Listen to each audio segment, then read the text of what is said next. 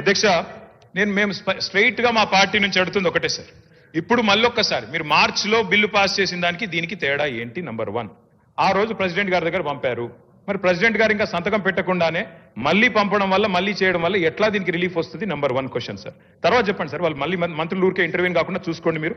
తర్వాత రిప్లై వల్ల వారు చెప్పమనండి. కోర్టుల్లో ఎందుకంటే మనం చట్టాలు సరిగ్గా చేస్తే ఏ కోర్టు కూడా ఏం చేయలేదు. మన చట్టాల్లో లొసుగులు ఉంటేనే కోర్టు అయినా ఇంకోటైనా కాన్స్టిట్యూషన్కి అనుగుణంగా లేకపోతేనే కోర్టు ఇంటర్వ్యూన్ అవుతుంది తప్ప కోర్టుకు పోవద్దు అనే మాట మాత్రం కరెక్ట్ కాదు. ఎందుకంటే ఎవరైనా సరే కోర్టుకు ఎప్పుడు పోతారు?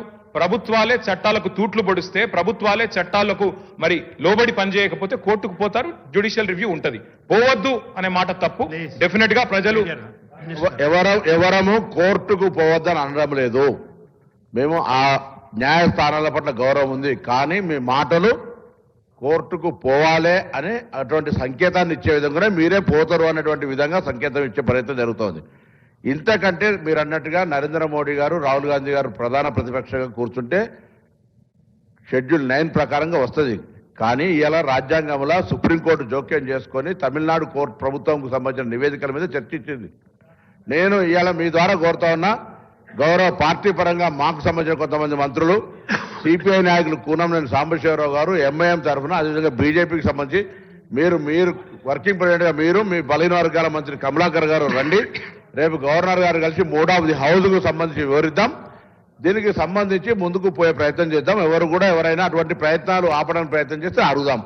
ఇది గాక ఏ మార్గం చెప్తారో చెప్పండి, తప్పకుండా దాని ప్రకారం 42% బీసీలకు స్థానిక సంస్థలో వాటా ఇస్తూ ఎన్నికలు నిర్వహించాలనేది మా ప్రభుత్వ ఉద్దేశం. దీనికి సంబంధించి రాజ్యాంగపరమైన అంశాలకు సంబంధించి ఇబ్బందులు ఉన్నటువంటి మాట వాస్తవమే. దాన్ని ఏ విధంగా ఓవర్కమ్ అవుతామో దానికి సంబంధించి అన్ని రకాలుగా ప్రయత్నం జరుగుతున్నది కాబట్టి చేస్తా ఉన్నాం. ఈరోజు ఆర్డినెన్స్ ను తొలగించడానికి సంబంధించి తొలగించిన తర్వాతనే మేము పెట్టిన 42% సంబంధించి గతంలో మార్చిలో తెచ్చిన తర్వాత గవర్నర్ గారి దగ్గర నుంచి రాష్ట్రపతికి పోయినటువంటి మాట మీకు తెలియదా? తమిళనాడు ప్రభుత్వానికి సుప్రీంకోర్టు ఎటువంటి ఊరట ఇచ్చిందో తెలియదా? ఇవన్నీ తెలిసిన తర్వాత కూడా మీరు అట్లా మనం నెగటివ్ గా కోర్టుకు పోవద్దని చెప్తారు. మేము ఎప్పుడు కోర్టుకు పోతాను, కోర్టుల పట్ల అపారమైనటువంటి విశ్వాసం ఉన్నది. కానీ మనం కోర్టుకు పొమ్మని ప్రవోక్ చేసేటువంటి విధానం మంచిది కాదు.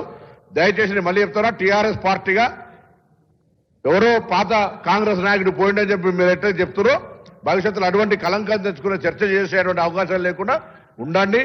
ఈరోజు దీనికి సంబంధించి క్షుణ్ణంగా తెలంగాణ వ్యాప్తంగా బలహీన వర్గాలకు సంబంధించి మనం ఢిల్లీలో ధర్నా పెడితే అధ్యక్ష సంబంధం లేకుండా గ్రామీణ ప్రాంతాల నుంచి స్పందన వచ్చినటువంటి పరిస్థితి. ఇలా గ్రామీణ ప్రాంతాల భావోద్వేగాల వ్యాప్తి చర్చ జరుగుతోంది. ఈ చర్చను టీఆర్ఎస్ పార్టీ చేస్తున్నటువంటి కోర్టు ఇతర ప్రస్తావనలని క్షేత్రస్థాయిలో గమనిస్తా ఉన్నారు. దయచేసి పార్టీ స్టాండ్ స్పష్టంగా చెప్పి ఏకాభిప్రాయంగా తీర్మానం తీసుకొని నేను రేపు ఉదయం గవర్నర్ గారు టైం తీసుకుంటాం. మన అభిప్రాయాన్ని వారికి ఎట్లా ప్రధానమంత్రి గారి సమయాన్ని పాయల్ శంకర్ గారో లేకపోతే మహేశ్వర రెడ్డి గారు ఇప్పలేకపోవచ్చు. తప్పకుండా గవర్నర్ గారు విజ్ఞప్తి చేస్తాం, పోయి రిప్రజెంటేషన్ చేద్దాం రమ్మని చెప్పి కోరుతా ఉన్నా. దీనికి సంబంధించి అపశకనాలతో ప్రారంభమయ్యే సభ అపశకనంగా మాట్లాడకుండేటువంటి విధంగా ఉండాలని సందర్భంగా మరొకసారి గౌరవ నాయకులందరికీ పార్టీలకు విజ్ఞప్తి చేస్తున్నాను. ఇంటర్వ్యూ అయితే ఎట్లా సార్? రిప్లైలో చెప్పొచ్చు, ఈ కొత్తగా ఏం చెప్పలేదు వారు. రిప్లైలో చెప్తే చాలు, నేను 5-10 నిమిషాలు కంక్లూడ్ చేస్తాను సార్. సార్, గౌరవ మంత్రి గారు మాట్లాడుతూ మాకు కోర్టులు అంటే చాలా గౌరవం ఉందన్నారు అధ్యక్ష. సుప్రీంకోర్టు అన్నా హైకోర్టు అన్నా చాలా గౌరవం ఉందన్నారు, చాలా సంతోషం. ఎందుకంటే సుప్రీంకోర్టు మనం తీర్పిచ్చింది సార్. 10 మంది ఎమ్మెల్యేలు ఎవరైతే పార్టీ మారారో వారిది కూడా మరి స్పీకర్ గారి పరిధిలో ఉంది. వారి విషయంలో కూడా స్పీకర్ గారు నిర్ణయం తీసుకుంటారని మేము ఆశిస్తాం. కోర్టుల మీద గౌరవం ఉందన్నారు కదా సార్, అందుకే చెప్తున్నాం. అట్లాగే సార్ వారు అన్నారు సార్ మేము ధర్నా చేశాము ఢిల్లీలో అన్నారు, మేము రాలేదు అన్నారు. సార్ ధర్నాకు మేము రాలేదు సరే, మరి రాహుల్ గాంధీ గారు రాలే, మల్లికార్జున్ ఖార్గే గారు కూడా రాలే కదా సార్. అంటే వాళ్ళు కూడా ఇది ధర్నా కాదు డ్రామా అనుకున్నారా సార్? ఎందుకు రాలేదు సార్? మరి అధ్యక్ష నిజంగా చెప్పాలంటే డిక్లరేషన్లు కాదు అధ్యక్ష, డెడికేషన్ కావాలి. మేము ఒకటే అంటా ఉన్నాం అధ్యక్ష, ఒకటే గవర్నమెంట్ 5 గొంతులతో మాట్లాడితే కరెక్ట్ కాదు. మీరు కన్ఫ్యూజ్ అయ్యి అందరినీ కన్ఫ్యూజ్ చేసే ప్రయత్నం కరెక్ట్ కాదు. డెడికేషన్ తో పనిచేయండి, శాస్త్రీయంగా పనిచేయండి.